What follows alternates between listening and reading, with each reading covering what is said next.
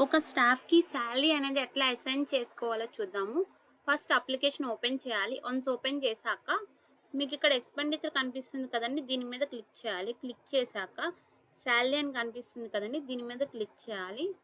Click చేశాక మీకిక్కడ add template అని కనిపిస్తుంది కదండీ! దీని మీద క్లిక్ చేయాలి. క్లిక్ చేశాక మనకి యాడ్ టెంప్లేట్ అని చెప్పి ఒక పేజ్ వస్తుందనమాట. ఈ పేజ్‌లో ఏంటి అంటే మనం స్టాఫ్ యొక్క సాలరీ అనేది యాడ్ చేసుకోవచ్చు. ఇక్కడ సెర్చ్ బై నేమ్ కొడదాము. 1 నేను ఇక్కడ వివేక్‌కి సాలరీ యాడ్ చేస్తున్నా. సాలరీ యొక్క కేటగిరీ బేసిక్ సాలరీ ఇస్తున్నా అండి. 20,000 ఇస్తున్నా. అప్లికేబుల్ ఎస్ ఇవ్వాలి. ట్రూ ఇవ్వాలి. వన్స్ ఇవన్నీ ఫిల్ చేసుకున్నాక యాడ్ టెంప్లేట్ బటన్ ఉంది కదండీ! దీని మీద క్లిక్ చేయాలన్నమాట. చూడండి సాలరీ టెంప్లేట్ అనేది యాడ్ అయిపోయిందన్నమాట. వన్స్ రిఫ్రెష్ చేయాలి పేజ్‌ని.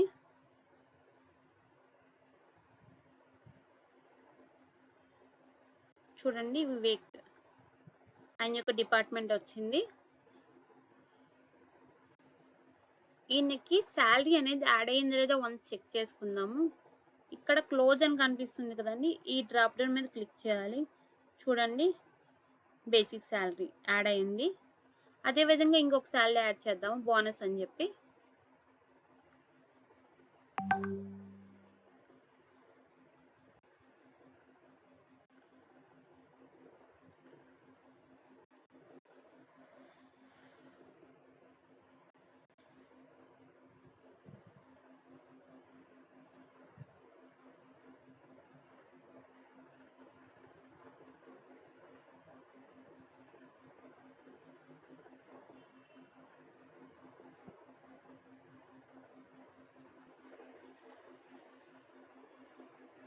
పిఎఫ్ ఇద్దాము. Select category PF 1000. ఆ బోనస్ అనేది ఇంతకుముందు మనం యాడ్ చేసాము. సో అందుకే అట్లా వచ్చింది. ట్రూ ఇద్దాము. యాడ్ టెంప్లేట్ బటన్ మీద క్లిక్ చేద్దాము. చూడండి సాలరీ టెంప్లేట్ యాడెడ్. సో ఈ విధంగా మనం ఒక సాలరీ అనేది క్రియేట్ చేసుకోవచ్చు అనమాట. ఇంతకుముందు సాయిరామ్ కూడా నేను అట్లానే క్రియేట్ చేసా. బోనస్ బేసిక్ సాలరీ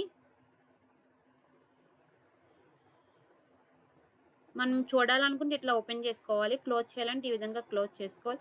అండ్ మనం యాడ్ టెంప్లేట్ క్రియేట్ చేసేటప్పుడు ఇక్కడ అప్లికేబుల్ అనేది మస్ట్‌గా ట్రూగానే ఉండాలి.